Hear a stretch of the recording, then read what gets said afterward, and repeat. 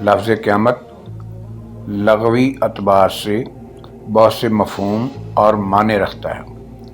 قیامت کے معنی ایسا واقعہ جو نہیں ہونا چاہیے، یعنی کہ قیامت کے معنی ہیں ناگوار واقعہ۔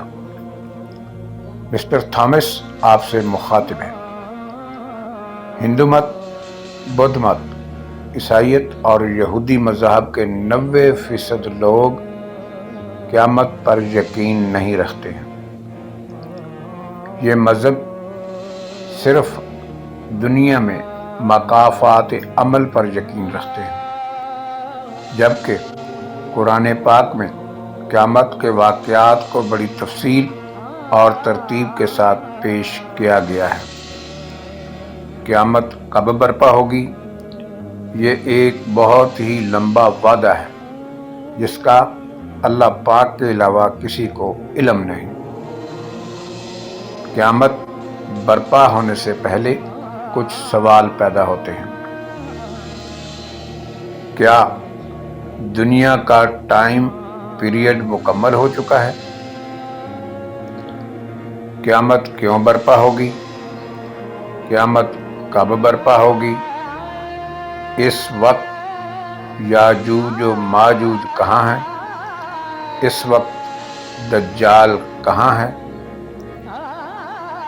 دنیا کی ٹائم لائن کی بات کریں تو پہلے یہ دیکھنا ہوگا کہ وقت کی کاؤنٹنگ کب شروع ہوئی تھی۔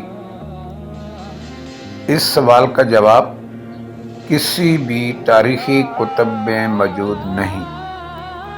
اگر کسی تاریخی کتب میں موجود ہے تو چاروں مذاہب کی کتب آپس میں متفق نہیں ہیں۔ اگر ان لوگوں کو اپنی تاریخی کتب پر یقین و ایقان ہوتا تو یہ لوگ کبھی بھی سن عیسوی پر اتفاق نہ کرتے۔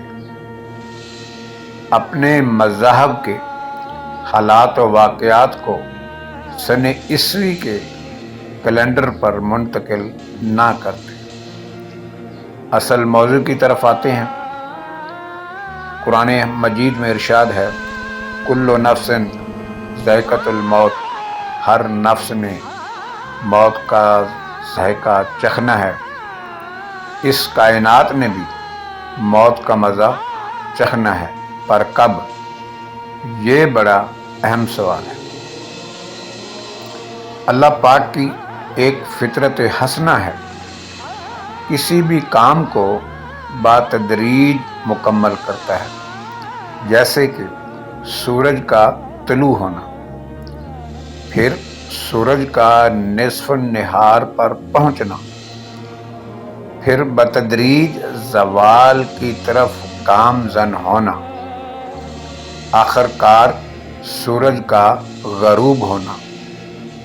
اسی طرح بچے کی پیدائش، بچپنا، ٹین ایجنگ، جوانی، پھر بڑھاپے کی علامات، پھر ضعیفی اور موت، یہ کائنات کا اصول ہے۔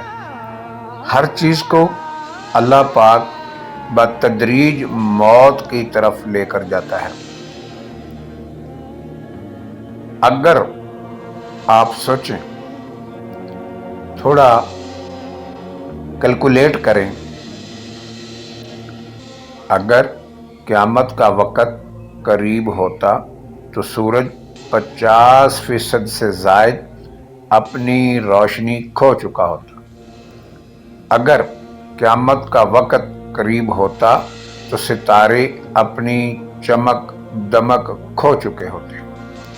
اگر قرب قیامت ہوتا تو ہوا میں آکسیجن کی کمی ہو چکی ہوتی۔ اگر قیامت قریب ہوتی تو پانی میں پیاس بجھانے کی استطاعت کم ہو چکی ہوتی۔ اگر قیامت قریب ہوتی تو پانی 50% کم ہو چکا ہوتا۔ اگر قیامت قریب ہوتی تو زمین 50% غلہ اگانا کم کر دیتی۔ اگر قیامت قریب ہوتی تو چاند اور زمین کا رشتہ آپس میں ٹوٹ چکا ہوتا۔ لوگوں کے سوچنے، سمجھنے، کام کرنے، فیصلہ کرنے کی استطاعت 50% کم ہو چکی ہوتی۔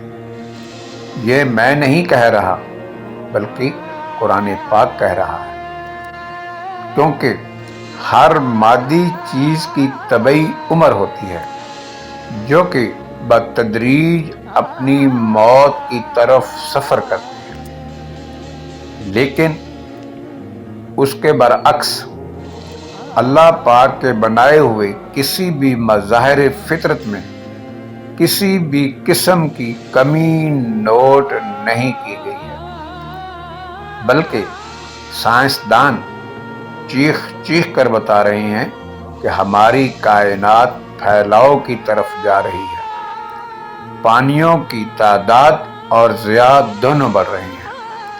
انڈیا کے کسان اپنی فصلوں کو بیچ سڑک پر پھینک رہے ہیں کیونکہ فصل بہت زیادہ ہے لیکن خریدار نہیں ہے۔ جیسے جیسے مخلوق یا آبادی بڑھ رہی ہے، اسی حساب سے رزق، وسائل و ذرائع اور ہر چیز میں اضافہ ہوتا جا رہا ہے۔ جیسے جیسے لوگ بڑھ رہے ہیں، اسی حساب سے اللہ پاک کی عبادت اور ریاضت کرنے والوں کی تعداد بھی بڑھ رہی ہے۔ یاد رکھیں، دنیا کی نعمتوں کا تعلق انسانی عبادات کا مرہون منت ہے، یہ قرآن پاک کہتا ہے۔ سورج اور ستاروں میں چمک اللہ پاک کے ذکر سے ہی ہے۔